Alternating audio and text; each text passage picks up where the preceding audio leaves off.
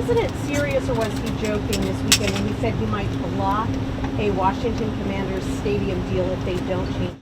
The president was serious, and it's part of the art of the deal, part of his negotiating skills. As you know, sports is one of the many passions of this president, and he wants to see the name of that team changed. Why is he getting involved in that?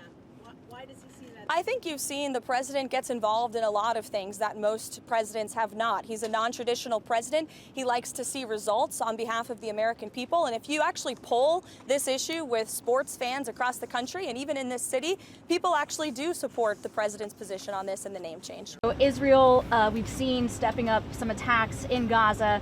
Has the president expressed his frustration with Netanyahu, and how does this impact the ceasefire negotiations? Well, look, the president enjoys a good working relationship with Prime Minister Bibi Netanyahu and stays in frequent communication with him. He was caught off guard by the bombing in Syria and also the bombing of a Catholic church in Gaza, which, as you know, I addressed at my briefing last week. And in both accounts, the president quickly called the prime minister to rectify those situations. And we saw Secretary Rubio intervene when it came to Syria. We saw a de-escalation there. And as for the bombing of the Catholic church in Gaza, the prime minister did put out a statement saying this was an accident and they deeply regret it.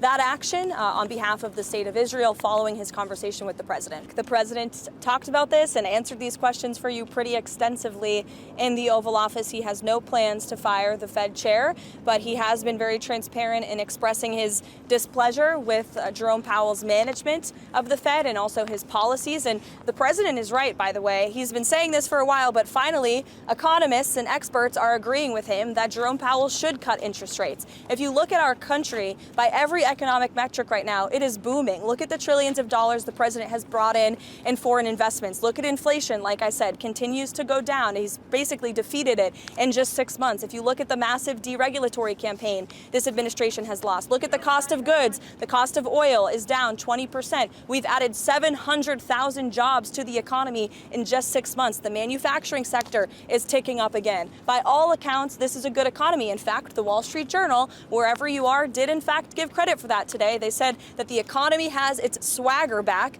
which is one way to put it. But I think that it's true. And I think that the Fed chair needs to lower interest rates. The president is right about that. And finally, people are catching up to the president on that.